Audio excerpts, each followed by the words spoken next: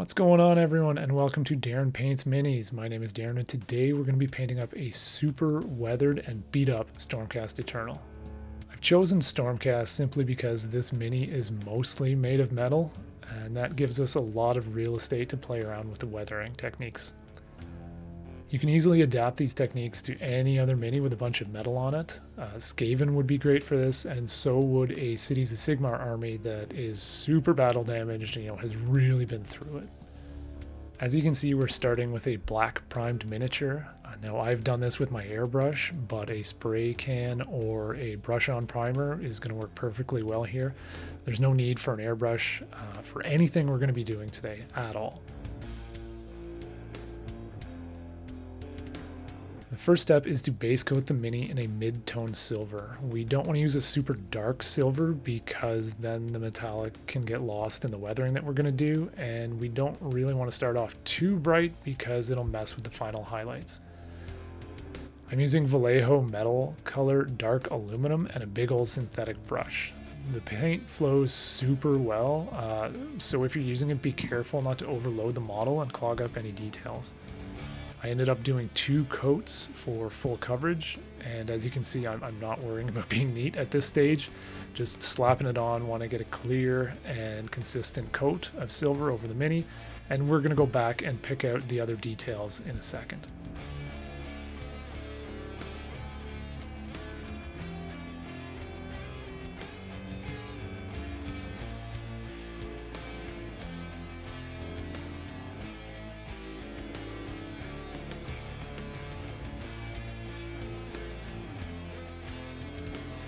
When the main armor is covered, we can go in and pick out those details. Because we're focusing on the weathering of the armor, I'm only going to pick out the leathers and add in some bronze accents to the armor. For the leathers, I'm using Rhinox hide, which will pull double duty later as some chipping.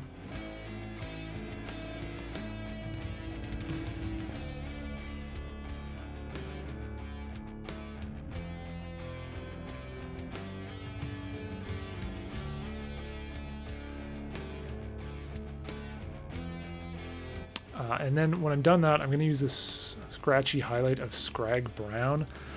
If I could go back and fix one thing with the paint job, this would probably be it. The Skrag brown kind of blends in with the rust that we're going to do because it is a very orangey brown. I think if I could change it, I would go back and I would maybe pick a little bit of a more khaki tone or even an off-white to really push the highlights on the leathers. But again, the metals were the focus of this, so I'm not super upset about it.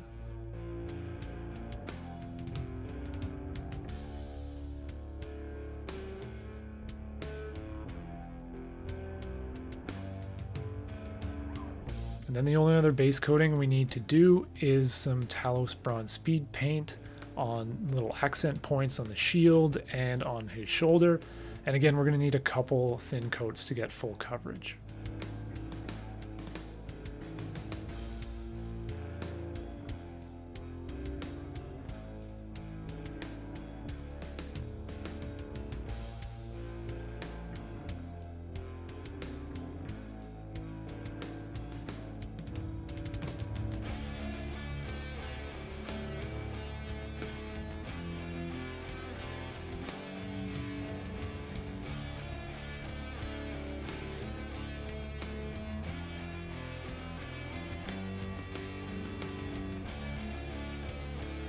Once that's all dry, we can get to weathering. The first 2 tools we're going to use are both panel liners from Tamiya, black and brown. We start with the black and we apply an all-over wash to the entire model. These are both enamel based, so you can clean them up with mineral spirits if you've gone a bit too heavy in some spots.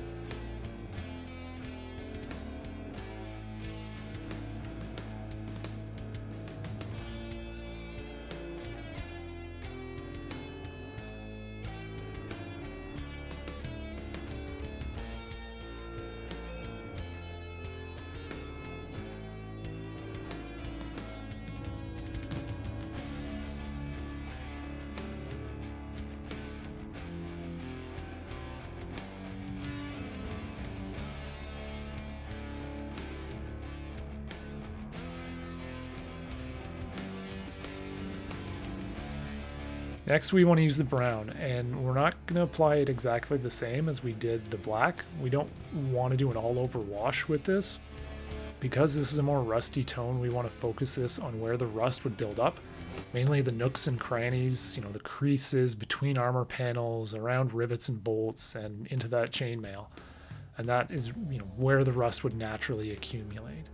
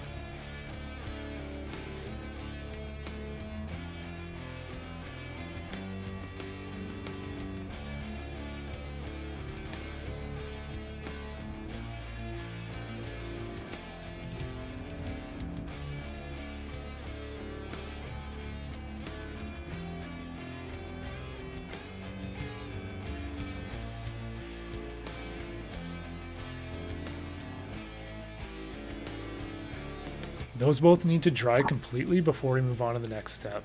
As I said, these are enamel based washes and don't really play nice with acrylic paints unless they're fully dry.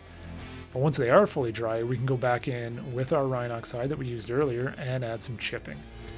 You can either use a piece of foam like I am here, or you can use like a super fine tipped brush.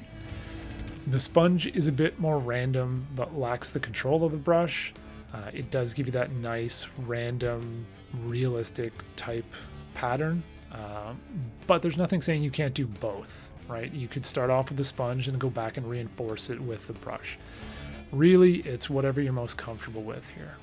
And I will say too that it is very easy to go overboard with this, so start slow. The areas that you're putting this chipping onto would be the areas that should see the most wear and tear, being the most likely to get banged and chipped. Edges, knee pads, boots, parts of the weapon, the shield especially. And start with one pass of the model and then go back and add more as you see fit.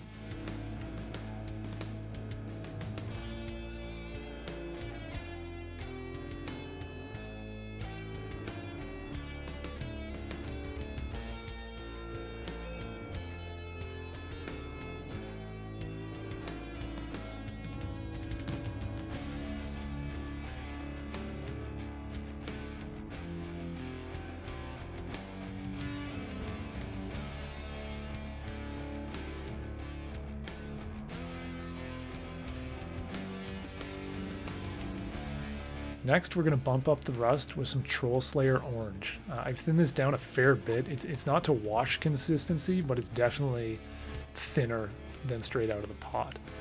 Again, we're applying it to the recesses of the model where rust would accumulate, and we're also going to add a bit on top of some of those Rhinox hide chips that we added previously. This, again, like the Rhinox hide, is something that we want to start slow, do a pass of the model, and then go back and reinforce some areas that you may want a bit more weathering, a bit more rust in.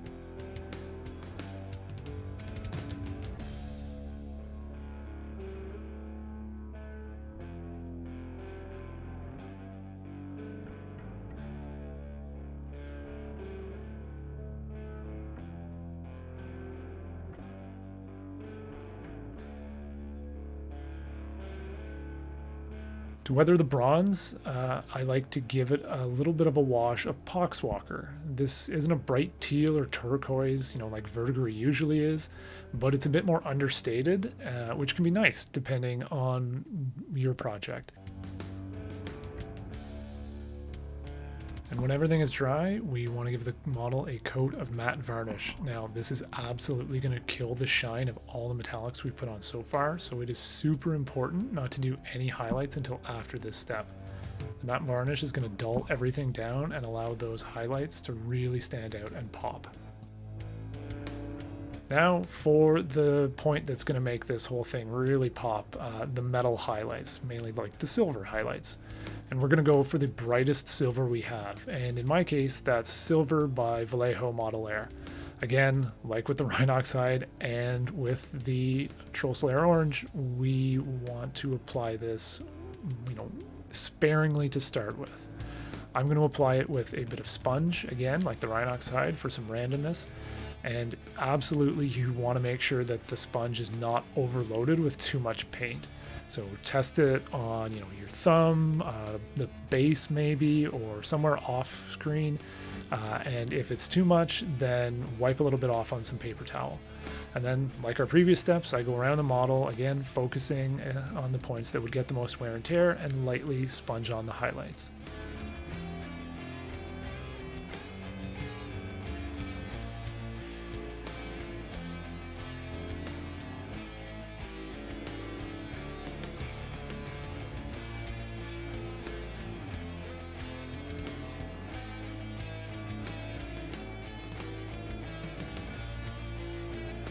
The last thing to do on the model is to highlight the bronze bits.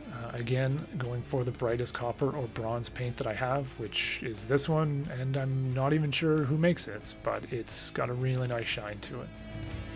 I switched out the sponge for a finer tip brush here, and I'm just doing some dots and scratches along the edges and raised surfaces of the bronze bits.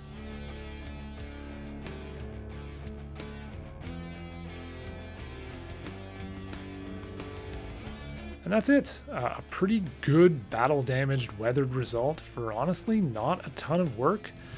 Here you can see the finished model with my test model as well, with a little bit of quick basing done up on them. And I think they look pretty good. I will say though that if you were looking to do an entire army in this scheme, I would suggest maybe adding a pop of color here and there. For these models, probably the shoulder pads or the shield, and maybe just break up some of that weathering and add a bit more interest to the model. I hope you found this tutorial useful, and I will have a full list of all the products and paints used in the description below. If you do have any questions, pop them down in the comments, and I will see you next time. Take care, everyone.